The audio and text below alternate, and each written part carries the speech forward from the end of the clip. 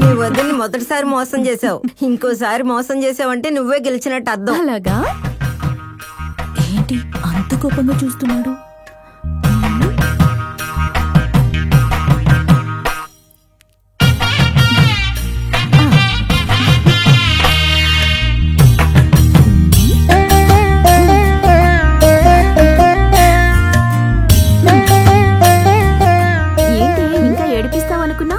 ఏడిపిస్తే నేను ఏడవాలేమోనని భయం వేసింది.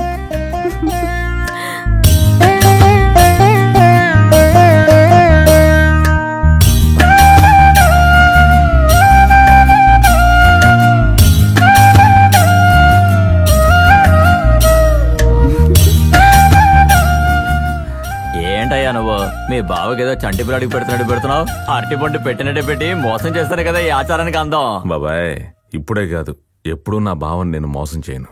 ఈ రోజు వచ్చిన బావని మోసం చేయడట, ఎత్తుకుని పెంచిన మేనమావి నిన్ను మోసం చేస్తాడట.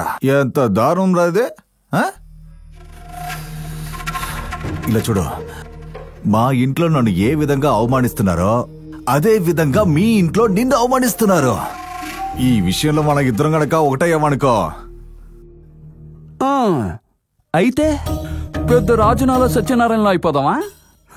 నువ్వు నేనే కాదు, మా అల్లుణ్ణి ఎంతమంది కలిసినా ఏమీ చేయలేరు. ఏమయ్యా, ఎన్ని ఈగలు కలిసినా ఇనుమును కొరగలవా? అవును, నువ్వు ఎప్పుడు ఎందుకు నా అల్లున్నే తప్పుపడతావా? వాడి మీద అంత కోపం ఎందుకు నీకు? వాడికి నాకు ఒక లెక్క బాకీ ఉంది, తీర్చుకోవాలిగా. లెక్కోడొక్కో నా మేనల్లుతో పెట్టుకోకు. వాడు అట్ట కాదు, కత్తి, రెండు వైపులో పదునున్న కత్తి.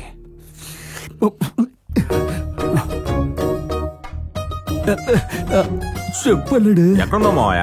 మనిషి పత్తాలేవు. గుడికొచ్చాను అల్లుడు. త్వరగా రామావయ్య, అన్ని నువ్వేగా రెడీ చేయాలి. ఇదిగో వచ్చేస్తున్నాను.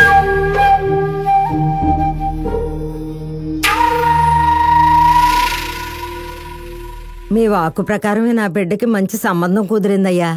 దీని బతుకు చల్లగా ఉండాలని దయచేసి ఆశీర్వదించండి. అదేమొద్దు, నువ్వు బాగుంటావు. అబ్బాయిదే ఊరు? నరసింహపురం.